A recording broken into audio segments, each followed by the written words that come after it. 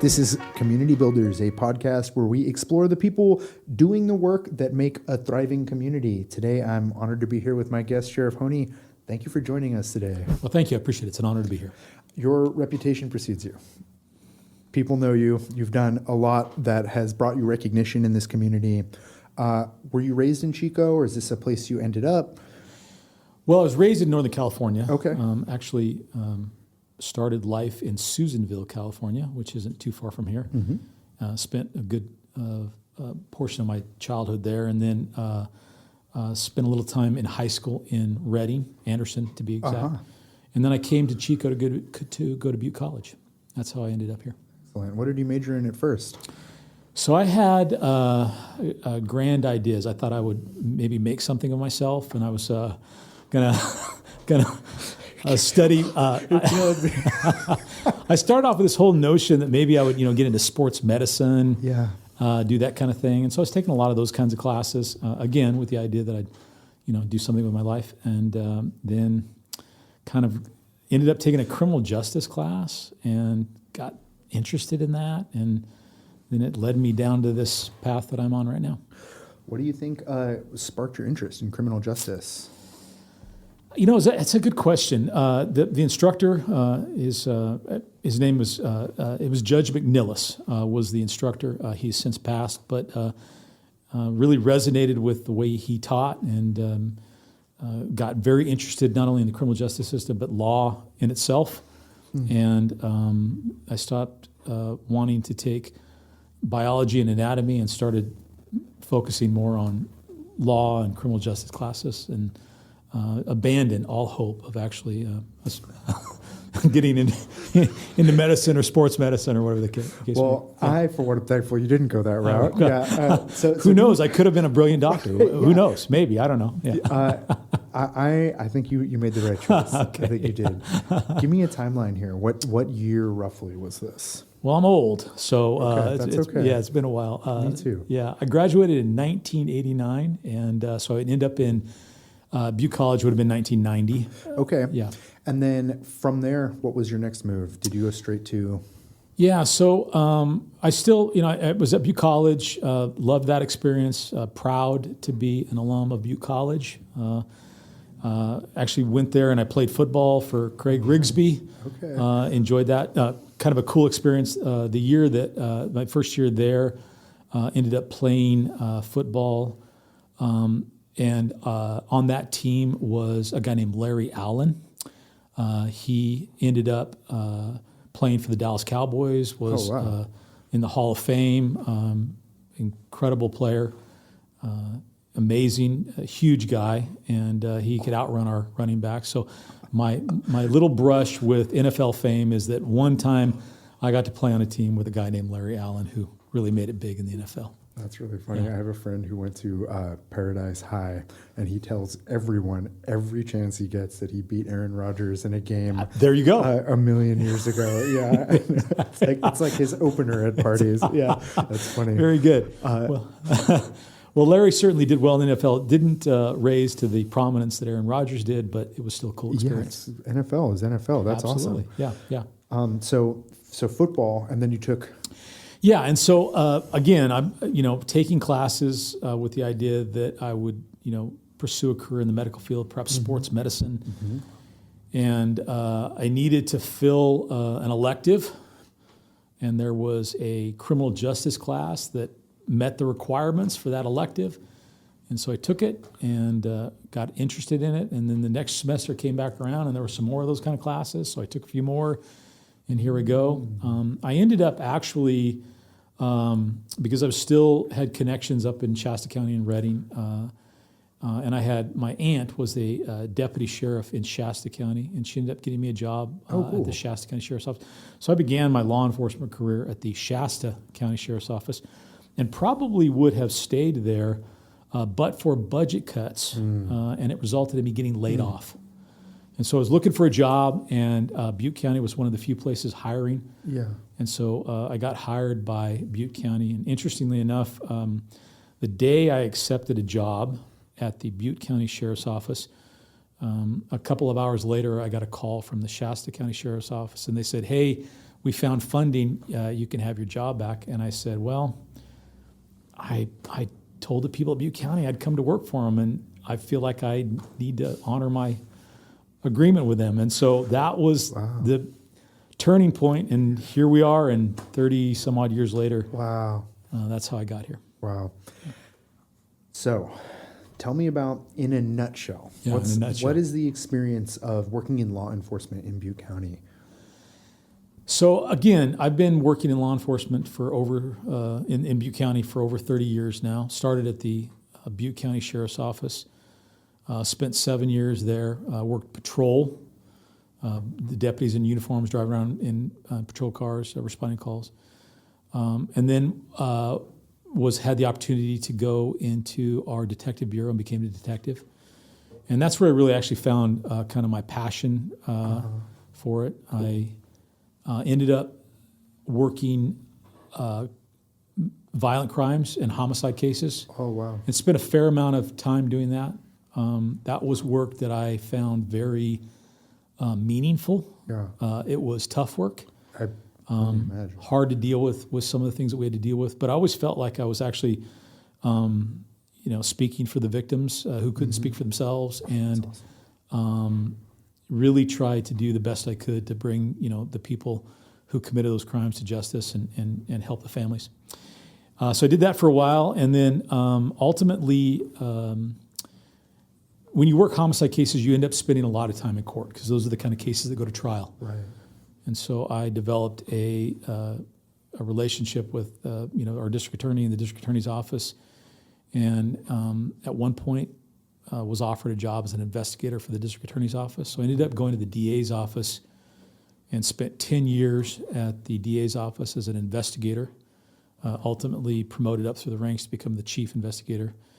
And working with attorneys is then what prompted me to go to law school. Yeah. And then sit for the bar exam, become an attorney as well. And then in 2010, I was contacted by the then sheriff of Butte County, Jerry Smith, who asked me to return to the Butte County Sheriff's Office as the undersheriff, which is second in command at the sheriff's office. And so I spent 4 years as his second in command, and then when he decided to retire, I ran for sheriff. Nobody ran against me, but I ran for sheriff. That was in 2014, and I've been the sheriff of Butte County for over a decade now. Wow. And so 2014, that was 3 years before the spillway. Correct. 4 years before the campfire. Correct. Anything of note between those before we move into the spillway stuff? Just the day-to-day crime fighting. Yeah. That's all. Yeah, we just focused on day-to-day crime fighting before 2017. I want to ask more about that, but I'll keep it chronological for a minute. You got it. Yeah, and then we'll jump around a little bit. That's fine. So tell me about what happened. I was just reading about it. I had no idea because I returned to Chico. I left in like 2004, came back in 2022. Okay. So fairly recently. Okay, so you were not here for the spillway or the campfire. Yeah, but I'm sure you heard about both. My of them. family's all here, Yeah, for and sure. so Absolutely I right. was very very tuned in. Yeah. But I didn't realize that with the spillway, that was 180,000 people evacuated, is what I read this morning. I had no idea it was at that level. Is that accurate? Well, that's what FEMA estimated that the evacuation order impacted some 180,000 people. Whether or not they all left is probably not the case. People tend not to leave when you tell them to initially.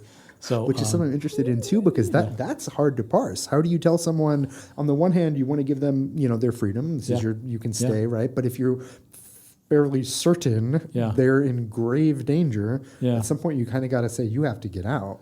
Well, and then we tell them you got to get out, and then if they choose not to, we go on to the next person because we don't have time to mess with that. Move on to the whole thing. For us, the big thing is, hey, listen, we've told you, you've been warned. Hopefully we've given you enough opportunity to do what you have to do, but we make it clear to them that we may not be able to come back and rescue them. And unfortunately, we've had to deal with that both, in the campfire and other fires as well. And maybe we give a little context. So when we say the spillway, what happened there? What went wrong, or what did nature do that it resulted in a disaster there? The irony of this question is you're asking me this question on a day when it is pouring rain.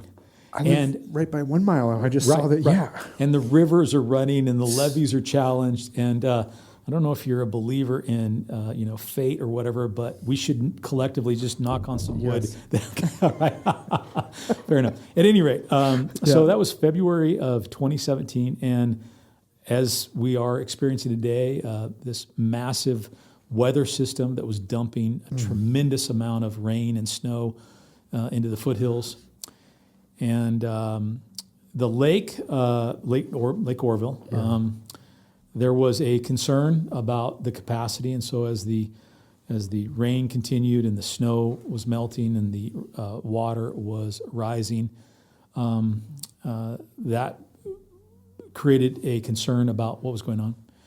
And if I understand the chronology, they opened up the flood control outlet. That's the main spillway that that is at the Lake Oroville. It's the one that they use it's one of the methods they use to release water out of there. And while they were, when they opened that up, at one point, this massive crater just opened up in the center of the spillway. Just the concrete just dropped out from under it. And I don't know if you've ever seen pictures of it, but it was massive. I mean, if you look at, there's one picture in particular where you actually see people standing inside the crater, and they are tiny in comparison to the overall size of the crater. But the problem that created is they then shut down the spillway, the flood control outlet, because they were worried about the damage that it would continue to cause if they allowed the water to roll down there.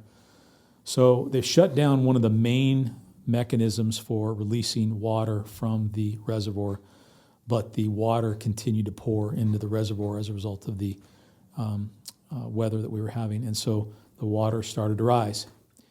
And it took several days to get to the point where it was going to crest what they call the emergency spillway. So there was a little bit of, you could see it coming. There was, and that's a whole. There's a whole backstory on that that's just kind of interesting. And I've told this story a lot, but at the time, dealing with the California Department of Waterways had its challenges. They're a state agency. They're very large. They have a tremendous amount of responsibility, but they, at the time especially, were very siloed and very bureaucratic in nature, very focused on state issues and maybe not so much on local issues. And so one of the initial challenges that I had from day one when the massive crater opened up in the spillway was trying to connect with somebody in the Department of Water Resources high enough in their organization who could, one, give me a clear understanding of what the threat to public safety was, and two, make decisions. Wow. And so it took that many barriers to was. just getting wow, interesting. There were a lot of barriers. As a matter of fact, at one point, day one, I went there and they kind of pushed me off to some staff members who didn't meet that criteria that I just said. Yeah. And that caused me to get frustrated. And so I pushed back a little bit. And I went back on day two looking again to connect with the right person.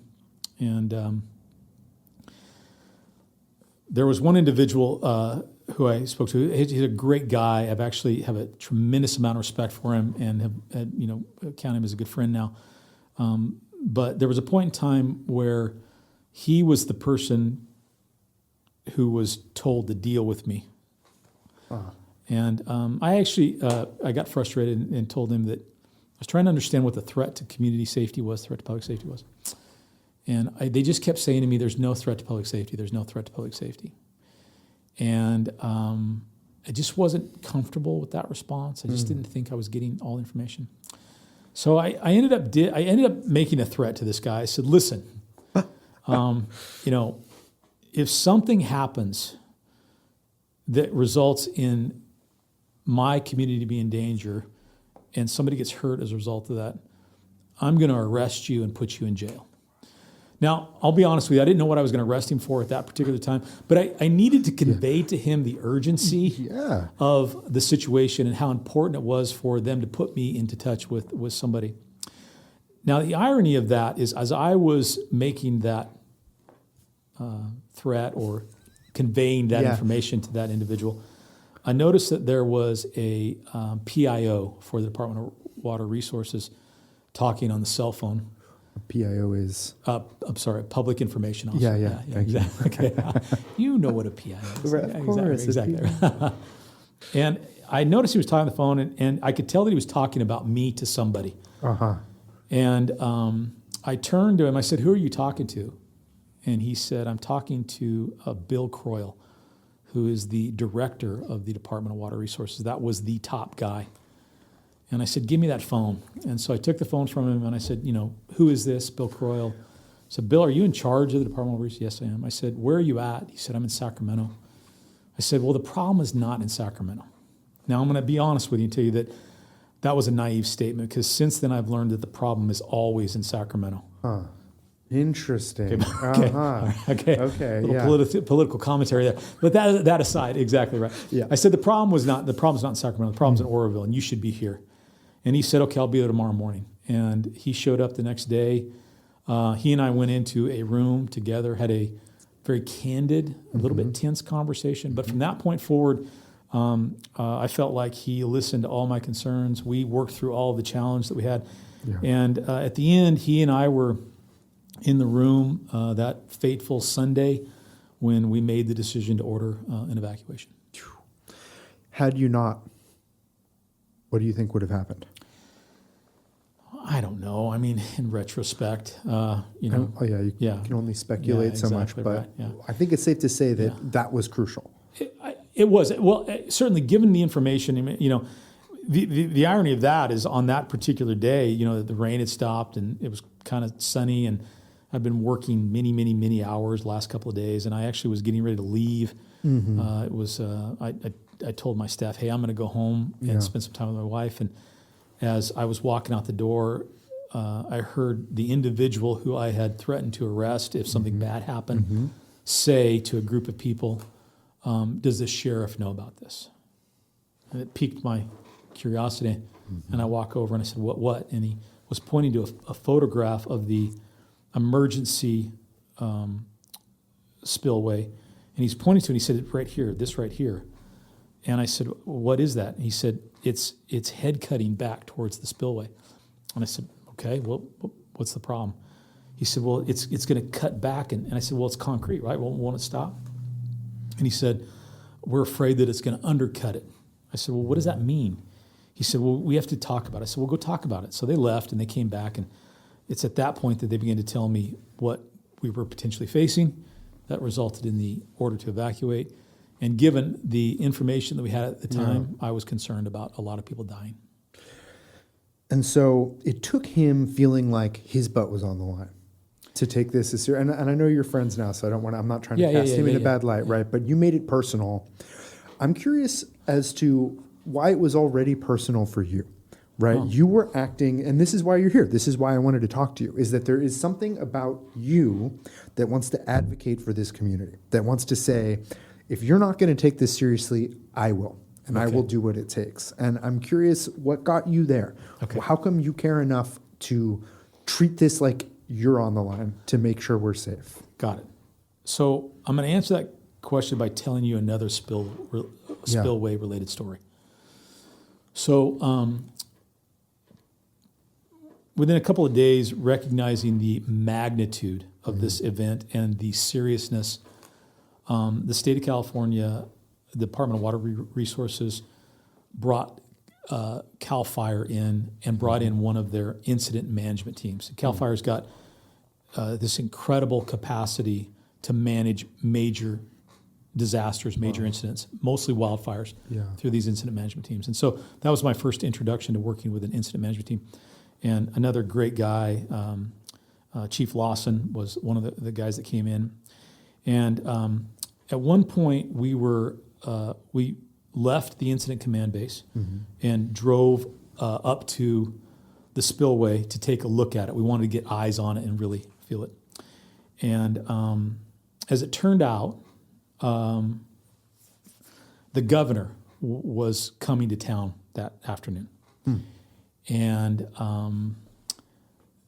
we'd looked at the spillway, and we were making our way back, and they were getting quite nervous. The guys that worked for the state were getting quite nervous because they said, hey, the governor's going to be here soon.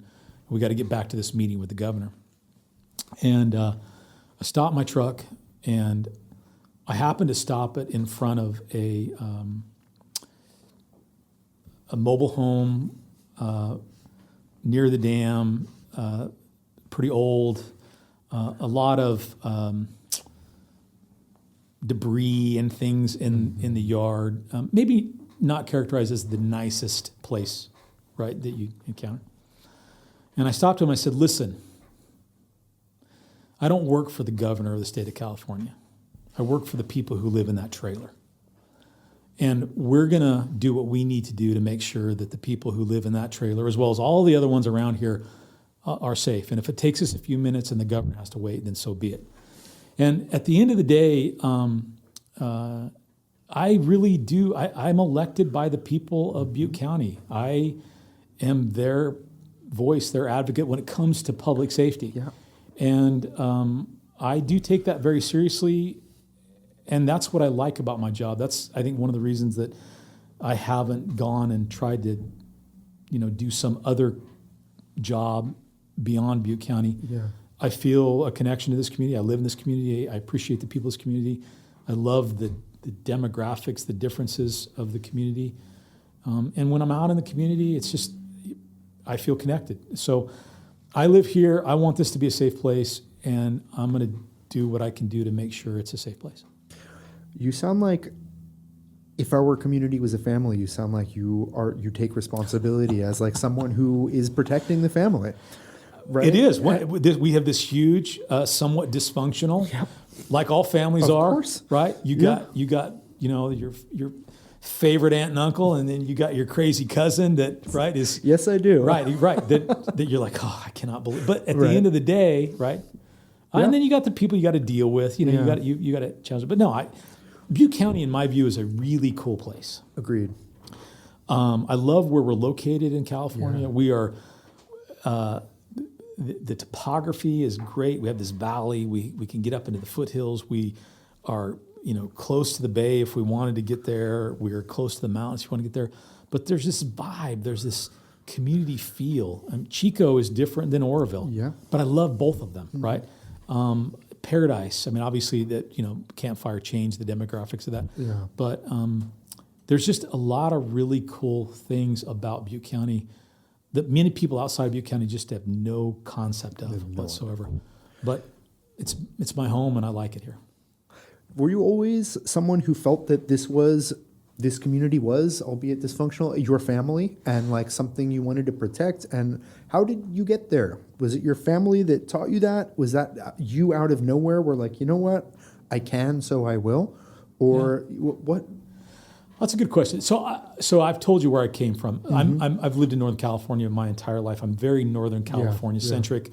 And you told me that you lived in the Bay for a while, and so that I wouldn't want to live. It's too big, too busy, too much crowd. Traffic. I wouldn't want to live in Southern California.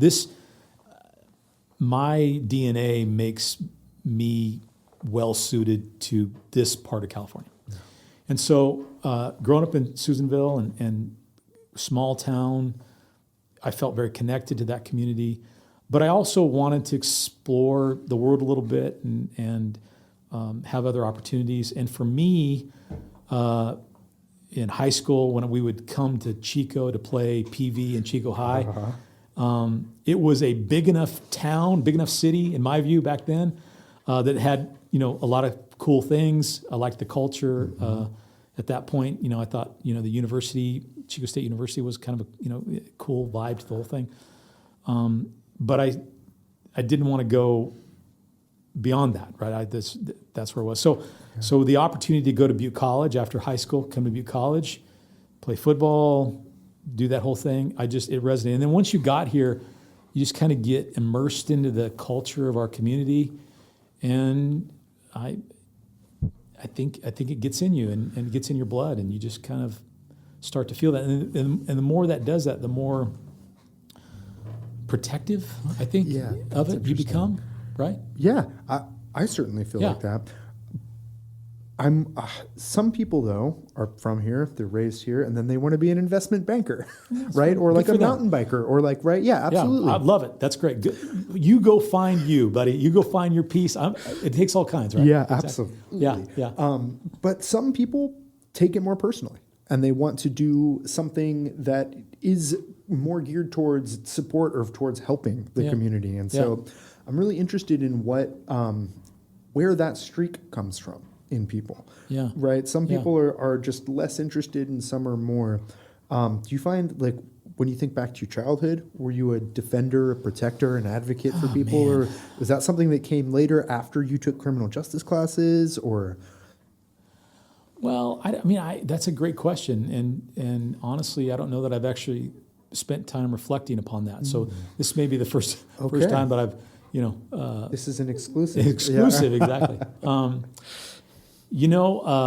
think I always, to some degree, championed the underdog and kind of, looked out for. I get that sense from you. Yeah, exactly right. The little guy and the downtrodden, the victim, so to speak. And then the stage that I'm on now, it takes on a broader context. I think as I got into the those criminal justice classes and the law classes, it resonated with me. I very much liked the investigative aspect of things, of figuring things out. I liked and to still do the danger side of it. I like chaos. I thrive in chaos. I like the adrenaline side of that whole thing. I'm going to be honest with you. Yeah. And so it brought that. And then the law side of it, I loved the mental chess match that brings with it. So all of those things wrapped together put me in this position where I was able to have success in this career field. Yeah. And the transition that has happened, especially since I came back to the sheriff as the sheriff's office as the undersheriff and now as the sheriff, is really this transition into this leadership piece. Because being honest with you, I don't really investigate crime anymore. I've got people who are much better at that than I am now. So I've had to pass the torch, so to speak, to people who do that. And now, really, my job is just the leadership component of things, which is something that I really am drawn to. And I think that it's in your mark of a good leader that you claim that they're better than you. Lots of people are better than me, yeah. Matter of fact, my job is to find all the people who are better at things than me, inspire them to the vision, and then turn them loose. That's what a good leader does. Exactly. Yeah. Well said. Yeah. Because you mentioned the dangerous side, am I allowed to ask, have you been in dangerous situations in this? You have any stories that you want to tell around that? Or nobody wants to hear war stories. Some people do. Law enforcement can be a dangerous job.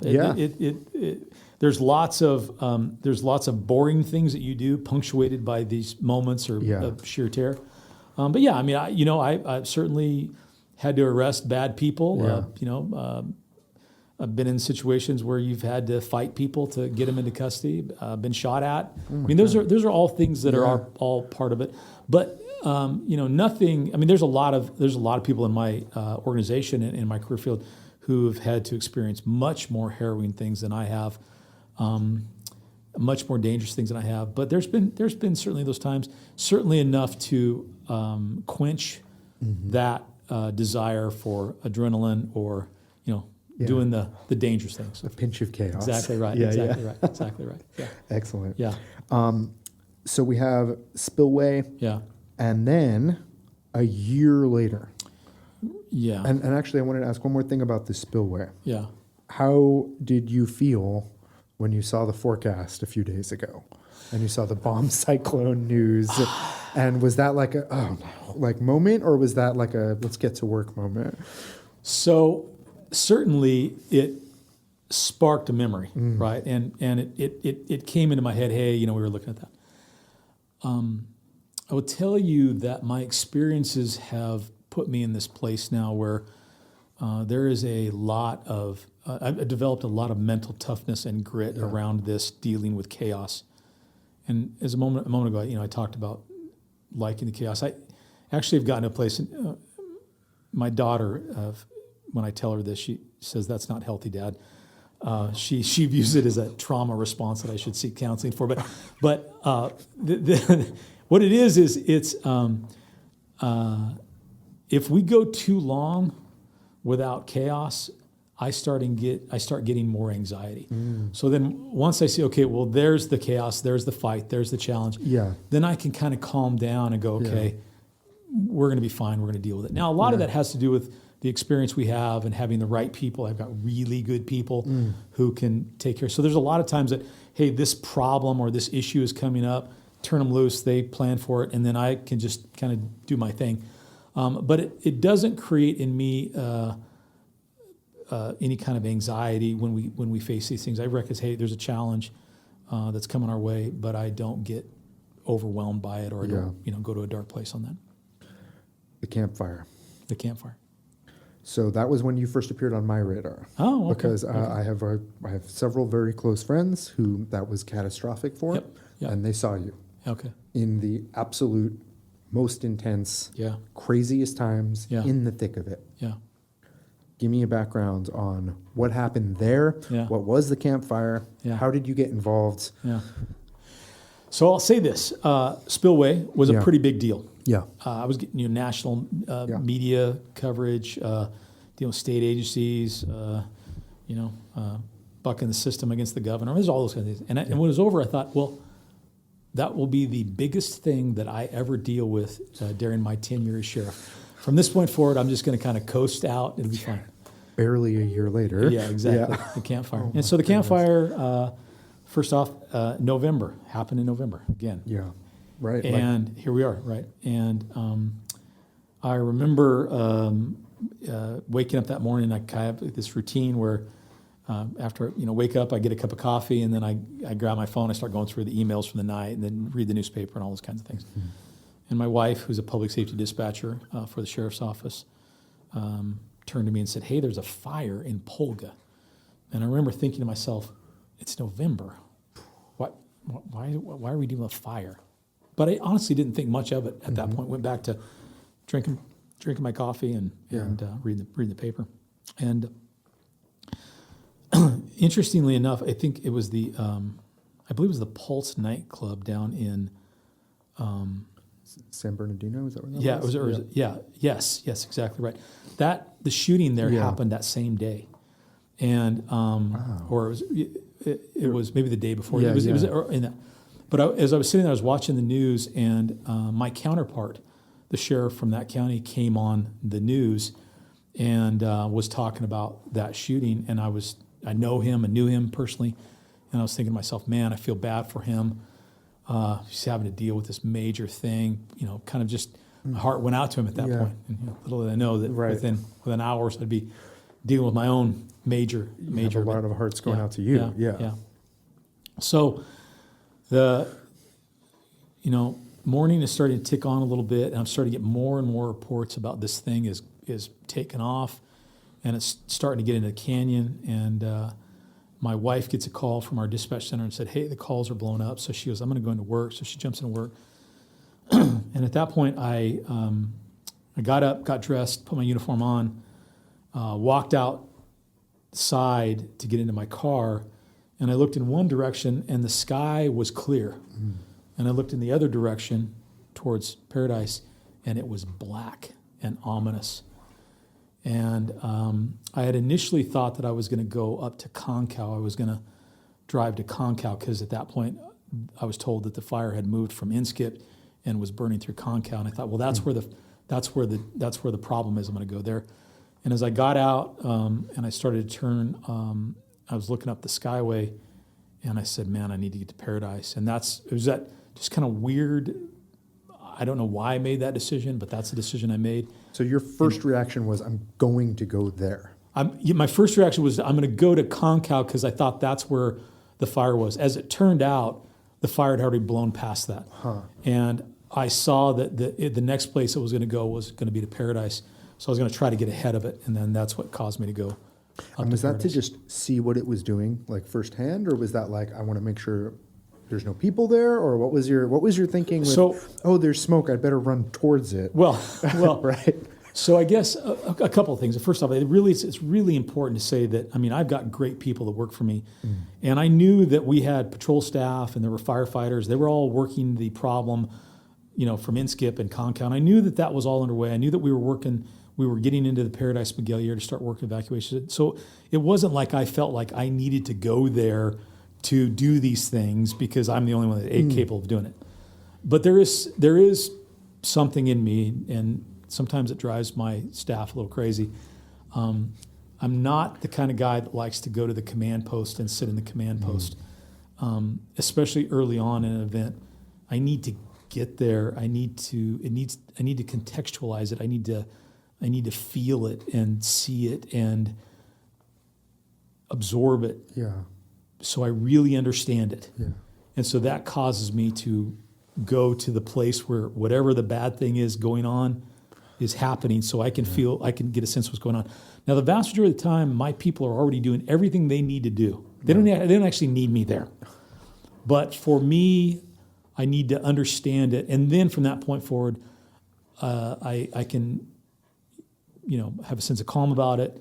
And then I can help where I'm capable of helping, which is sometimes, dealing with bureaucracies above, what they're dealing with on the ground, or figuring out what our next steps are going to be, or in many cases, and what I think the campfire, the spillway to some extent, and the campfire definitely was, it gives me ability to communicate with my community. And sometimes well said. That's really the most important thing for me to do, because I've got people doing great work, but I need to go communicate. You can feel like you can speak to something you've seen with your own eyes. Correct. Right, and you understand that someone hasn't reported to you that you're relaying it. You can really give the firsthand account. Absolutely. Yeah, I think that's excellent. Yes. And I think it is an important distinction to make that, you've got people on it, and they're doing it too, and it's not a matter of that, it's a matter of you want to be there. Correct. And the other side of it is if I'm going to send my people, the people who work for me, into harm's way, I have this sense that I need to be willing to go there too. Yeah. So there is a piece of that as well. Yeah. That's why people are willing to follow you. All right. Well. Yeah. Okay, Yeah. Absolutely. Okay. Yeah. We're going to go there shoulder to shoulder, and we're all going to die on our shields. Yeah. If we That's have to. right. Okay. So be it. That's okay. right. So it was a quick turn when it was really bad, and then it was like really bad. Really bad. Yes. What was that like? And at what point were you like, oh, this is, an order of magnitude more serious than anyone thought? Yeah. So when I first got up into Paradise, I noticed that there were, people were starting to evacuate out of Paradise and Magalia. And they were trying to get out on the three main thoroughfares that you have Clark and Pence and Skyway. I had come up Skyway, and the lanes heading out of Paradise down to Chico were almost, they were bumper to bumper, both lanes, stop and go. And I got up there and I was able to get to, the first intersection, and, things were going along, and I knew the fire was, coming from the Concow area across the canyon, but things were going okay, and I was able to make it to another intersection. And actually, the second intersection I made it to, my daughter, who was a police officer for the town of Paradise at the time, she was at that intersection directing traffic, and so we spent some time together there directing traffic and dealing with it. And at one point, I heard over our radio. One of our deputies say, "Hey, they were farther up Skyway, more towards Magalia, and they said, 'Hey, we're trapped. The fire is in front of us and the fire is back of us. And he asked the dispatcher, he said, send a fire engine. And the response from the dispatcher was, there are no fire engines to send. And it was at that moment that I said, we're in trouble here. When we have no fire engines to send, we're in trouble. Wow. And so I left that intersection, and I tried to get up a little farther and wasn't able to do that. And I ended up backtracking, and I start looking at all these cars that are trying to get out of Paradise. And I realized that we hadn't started contraflow, meaning sending cars down both sides of the Skyway. There is a plan in place to do that, but no one had made it happen yet. They were in the process of making it happen. And so I called our dispatcher and said, hey, why haven't we started contraflow? And the response that I got back is, we're working with CHP to try to get the intersections down in Chico and beyond set up for it.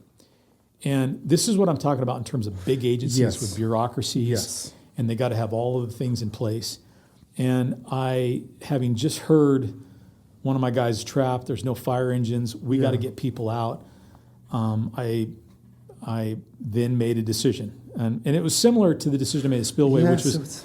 It's so interesting. It's like you had experience with this exact, and you knew how it played out last time. Right. And the Spillway decision was after I ordered the evacuation of all these people, then I had a couple of thoughts, and I'm sorry to go back and forth on this, but it's relevant to this next piece, which is I made the order, and then I thought to myself, that was either the smartest thing I ever did or that was the stupidest thing I ever did, right? Okay? All right. And then right after that, I thought to myself, crap, I just ordered the evacuation of all these people, and I've told all of my people to come help. I might not have a department tomorrow. That hit my resident. So fast forward to the campfire. I'm standing there at the intersection where Skyway splits, on the phone. CHP is trying to get it set up, and I'm thinking to myself, we don't have time. We do not have minutes to spare here. And so I told the dispatch center, I said, tell Chico PD that I'm starting contraflow. Tell them I'm sending them down. Okay. And that is, okay. Yeah. All right. And so there was a guy standing just looking there, and I grabbed him and I said, you're going to help me direct traffic. And he goes, okay. And I gave him a orange vest and a flashlight. Okay. And I said, you're going to stand here and we're going to do this. And I went to the first two cars and I kind of peeled them out of traffic, and I talked to the drivers of both of them. I said, listen to me. You guys are going to lead people down. And I don't know who's coming up. So as you're going down, you got to be careful that if there's somebody coming up, you don't get into a wreck. Do you understand me? They said, yeah, we understand. And I said, go. And as soon as they started going, that same thought came to my head, which is, that was either the smartest decision I ever made or that was the stupidest decision I ever made. Because I knew, man, if they caused a head-on collision and I, jammed traffic up, then that was it. It was going to be a bad. So it's one of those things where, leaders sometimes have to make really hard decisions that fate has a hand in. And if it goes great, good. If it goes bad, you're done. That's the nature of taking a risk, right? Exactly. And like that's why great leadership involves knowing when to take the risk. Right. Yeah. Absolutely, like riveting. I can't. Like, that is to make those decisions in those moments. Yeah. That's hard to do. That is not an every person thing, and that there's a reason that other people don't do that. No. So it wasn't the worst decision. No, as it turned out, it was the right decision. Yeah. We needed every minute that we had. And it was down to like the wire. And Absolutely. I know this because I know firsthand from people in that gridlocked traffic that needed to get out as the rubber of their tires was essentially melting into the streets. Absolutely. Right? You got them out. We got them out. A lot of people got them out. Thank you. You're right. Exactly. It's true. Okay. But you made that decision at that moment. One of the decisions that helped get that out. Yeah, exactly. You were in a lot of other good decisions were made, but that was one of them. Exactly. You were the right person in the right place at the right time at that very moment. For that moment. Okay. At what point did you realize it wasn't a mistake? And what point were you like, okay, I'm going to have a department tomorrow? Well, that took many, many hours because I made my way back up. I went back up into there and spent more time up there, and was trying to get farther or deeper, farther up into the foothills where the fire was, and trying to make sure people are okay. And there were some silly things that happened, like there was a woman who was walking up the Skyway, and I stopped. She was like, I had to drive on the sidewalk because the track was coming down, so there's no way to go. So in order to go against the flow of traffic, I was driving on the sidewalk up, right? And there's a woman in front of me walking up the sidewalk, and I got out, I stopped my car and got out. I said, "You're going the wrong way. You got to go back the other way." And she said, "Well, I need to get to my house because my husband is there, and he's in a wheelchair and he can't get out." And so I throw her in my car and I drive up the sidewalk. I get her to her house. She gets him loaded in, and off they go. And as I'm leaving, this guy flags me and says, "Hey, Sheriff, these people, they're from China. They were tourists from China, and they were walking, and they had carry-on luggage. They these little stroller bags that they're walking down the road trying to evacuate." And I'm like, ugh. That's one of these things I can't leave them there, and nor can I call somebody else to deal with this problem because everybody else is dealing with something else. Right. So I tell them, get in my car. So I load them in the car, and they're worried about their luggage, and I'm like throwing the luggage in the back, and they're getting in, and they were all very agitated. They were excited. They were scared. They were scared, and they were all speaking Chinese, and I understand what they're saying, and they were speaking rather loudly. And I'm trying to listen to my radio, the police radio, to see what's going on. And at one point, I yell at them, "Shut the F up." Yeah. Okay? Because I needed to convey to them at that very moment that it was very important that they be quiet while I listen to what's going on, okay? Yeah. And I'm sure that there's people in China right now telling this story about this crazy guy. I was going to say the vacation from hell. Exactly. Show up at a yelling at them. Exactly right. Yeah. And so we get them down, I get them transferred off. So there's all these kind of weird little crazy things that are going on in between all this. So at one point I ended up over on near the Safeway. And the fire, I kind of look around, and it's this weird sensation because I had this sense that the fire was coming from the Concow area. Yeah. And then I start looking around, I see fire in other locations because it had spotted. And this fire starts near the Safeway, and this is a silly story. It's stupid. There's this guy driving by, and I see the fire, and I said, "Hey," he's in a truck. I said, "Hey, do you have a shovel?" And he goes, "Yeah." I said, "Give me your shovel." He goes, "Give me a shovel." So I get the shovel, and I start like throwing dirt on this fire, which was a completely useless thing to do, given the magnitude of the fire that we're dealing with. And as this completely ridiculous response to what I'm dealing with, shoveling dirt on a fire with a shovel that I commandeered from this guy, a fire engine pulls up and begins to spray water. So they took over. But it was shortly after that, and I just remember I looked around, and I was the only one there. All the cars were gone. I mean, this was hours into it. The sky is dark. Embers are coming down, and I'm looking around, and I think, I better get out of here. And so that's how I ultimately came down Clark Road, and that was a pretty crazy experience in and of itself. But it wasn't until I got out of there and down that I started thinking, okay, because there were still a lot of people left in Paradise. Don't get me wrong, I wasn't the last one in Paradise by any stretch of the imagination. But because it had gotten to the point where it wasn't bumper to bumper traffic, I felt like, okay, I think we've got most people out. And then, of course, reports became, as the hours and days went on, reports started coming in about people that didn't make it out. So that became a whole nother aspect of the thing that we had to deal with. And this is the most significant fire in California history. Is that correct? It still stands as the deadliest and most destructive fire in California history. The Park Fire consumed more acreage overall.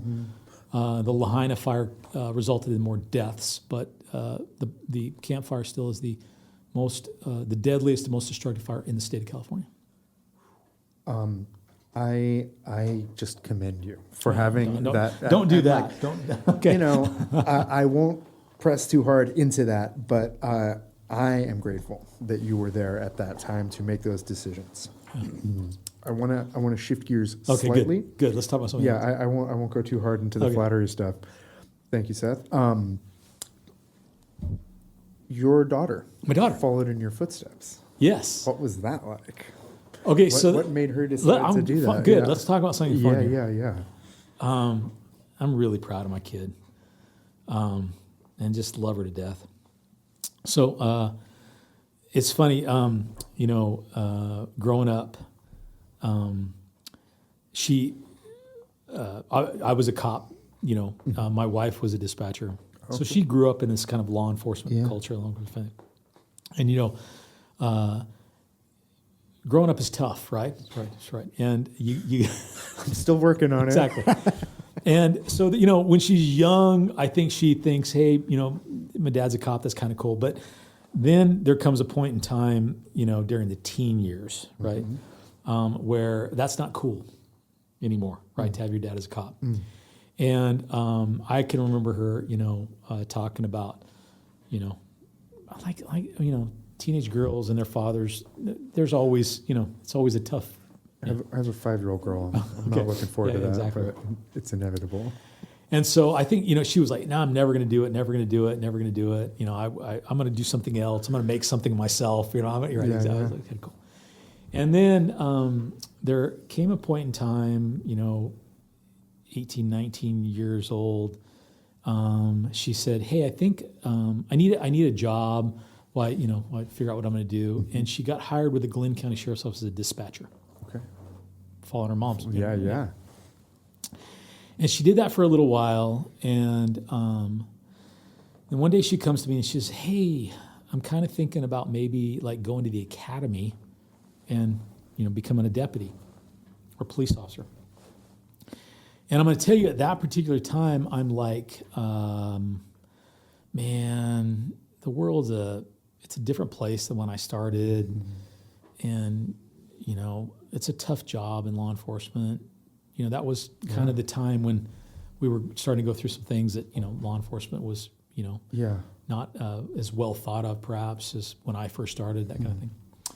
And so I said, well, I don't know. I mean, explain to me why you want to do that. And so I thought that if I asked very difficult and penetrating questions that caused her to really think about that, that she would, on her own, come to the realization that that wasn't the right career field. Okay? I was gonna lawyer her. Right. Follow me? Yep. Okay? Yep. All right. And so at one point I said, explain to me, really, why do you want to do that? And what she said was something to the face along these lines. I said, I've watched your career, Dad. I've watched what you have done. I think what you've done is honorable, and I want to do something that is honorable and makes a difference. She lawyered you. And my heart melted. And that was, well, here we go. So at that point, she decided that but by that she was working at the Paradise Police Department as a dispatcher. Ended up going to the academy, then becoming a police officer. And it's a pretty proud moment.